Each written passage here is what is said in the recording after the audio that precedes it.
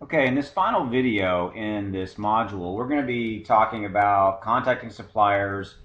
What do you say to them? How do you interact with them? And how do you ultimately, get the best deal and get your products and understand how they want and will or will not work with you? Okay, so contacting suppliers is not hard. However, you have to pick up the phone. And I know some people don't like picking up the phone. I don't understand this. This is not like cold calling or anything like that. Again, these are manufacturers of suppliers and they want to sell you their products. Period. There is no, different answer than that. They are nice people and they are wanting to work with you. So you need to pick up the phone and call them. If you have any roadblocks around that, you need to put those roadblocks down. Hopefully that doesn't scare you contacting them. And I'm going to give you the questions to ask them in a few moments. Also in this video, we're going to talk about dealing with international suppliers. And finally, we're going to talk about setting up your account with the suppliers. Okay, so the main number one questions you need to get from your supplier, the first thing out of the gate is what is the product cost per unit? And they're going to come back to you and say, well, if you buy 10 units, it's going to cost you $5. If you buy 100 units, it's going to cost you $4. And if you buy 200 units, it's going to cost you $3. All of this is negotiable. All of this is them trying to identify if you are real and you're really interested in this and you really want to do this. So just be confident, deal with them appropriately. Don't lie to them. Tell them what you're trying to do, that you're starting a new business, or you can tell them that you've been doing this for a while in other markets and now you're moving into supplements from a different market. Whatever it is that you want to tell them, but you need to just approach them confidently and know that they want to work with you. So the first and foremost, you need to understand the product cost per unit so that you can real quickly, frankly, identify whether or not this is going to be a good product from a profit margin standpoint. Okay?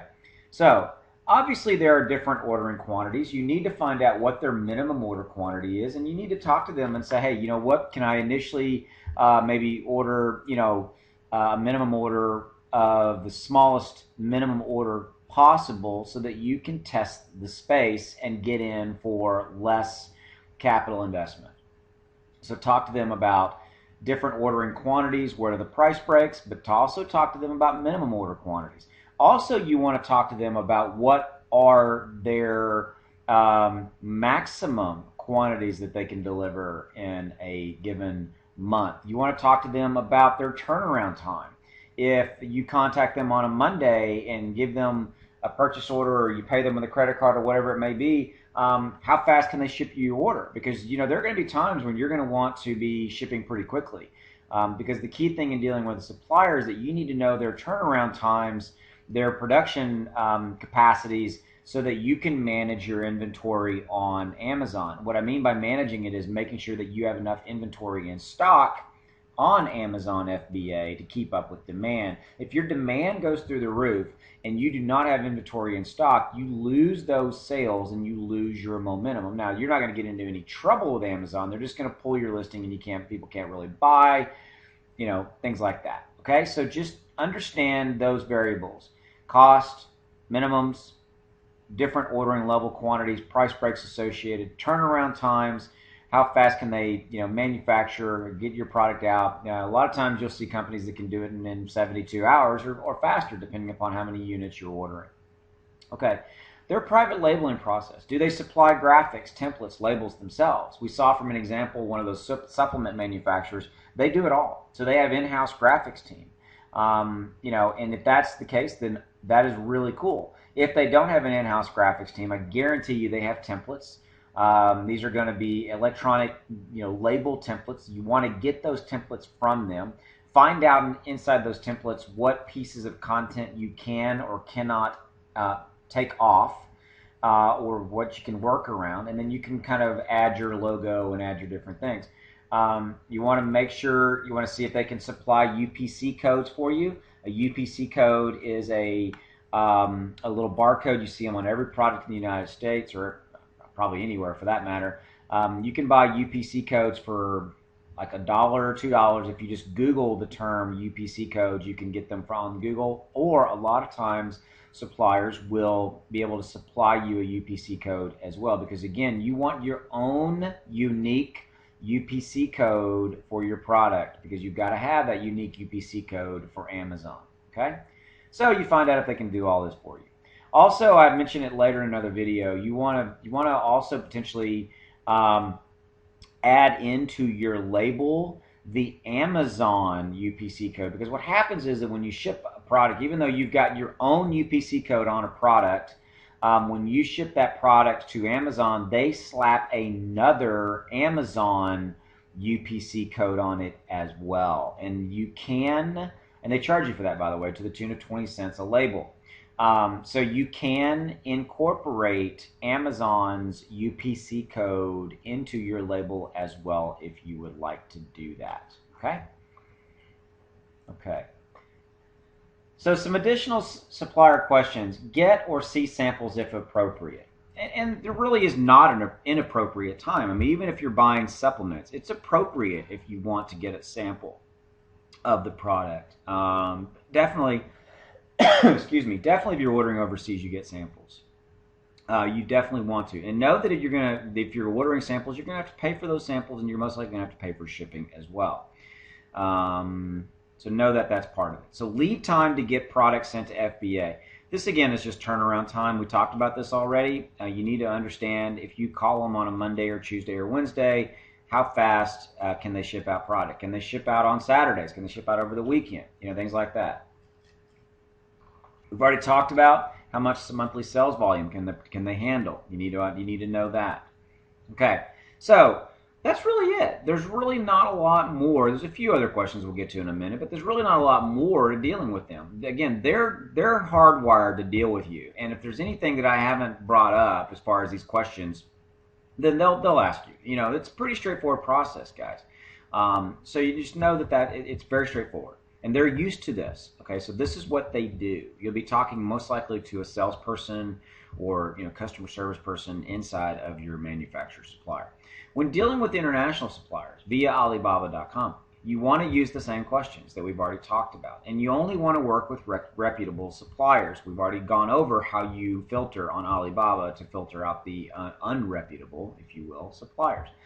Know that you most likely will not be communicating with somebody in China or what have you live. You may be most likely communicating with them via Skype chat, maybe Skype talk if they can, speak English well, potentially email. And you want to contact at least 2 or 3 suppliers for your product internationally and start having dialogue, so that, because the odds are 1 or 2 of them are going to fall away for whatever reason. And when dealing with China or dealing with overseas, you absolutely must get samples. Do not get samples. So again, what's the minimum order quantity for samples? You're going to pay for shipping, you're going to pay for the samples, but you need to get samples to verify that that is in fact a good product. Okay? Always know that minimum order quantities are negotiable, and always know that the price per unit is negotiable. Most suppliers, domestically and internationally, can and will and do want to integrate your private label design into the product packaging. Okay? So know that that's part of it. Okay, final slide in this video is setting up your account. Again, each supplier is different in what they need from you. Some suppliers don't need anything from you. They simply will sell to you. They don't really care. They don't require you. For example, in the United States, some companies will require you that you have a federal EIN number. That's a number that you get for free, from the federal government. That just basically is it's a federal business number. Some companies will want a tax ID number from you, and like a state tax ID number. So, that's for sales tax and things like that. Some companies will want that from you. Some companies will not. So every single company is different in what they need from you, whether or not you need a business license in that state or in your state or whatever it may be. Just, again, ask them. Most companies will work with you, again, because they want to sell to you. Most companies will accept credit card as a payment method, or a check, or even maybe a wire transfer. Wouldn't really get into purchase orders if you don't have to. And just know that you have options for payment method. Okay, package specs, package specifications. This is very important because you may remember that when we were looking at some of those Amazon listings, that those package specifications get very specific. Amazon is going to want to know from you how big your total package is. You know, that's exact weight that it is, exact package dimensions. You know, is it, 2 inches by 3 inches by 2 inches, whatever that may be, the exact dimensions. They're going to want that information from you, and you're going to need to get that from the supplier. So that, again, this is nothing new to these guys. They will be cool dealing with you and getting you this information. We've talked about this already, but remember to get your UPC code on the label and maybe even incorporate the unique Amazon UPC code as well into your labeling. So know that you need a UPC code from the manufacturer, or you can buy one off of different suppliers on Google. When you are starting to set up your account, your listing in your account, you're setting up your listing on Amazon. You'll need that first, that you will integrate that UPC code into your label.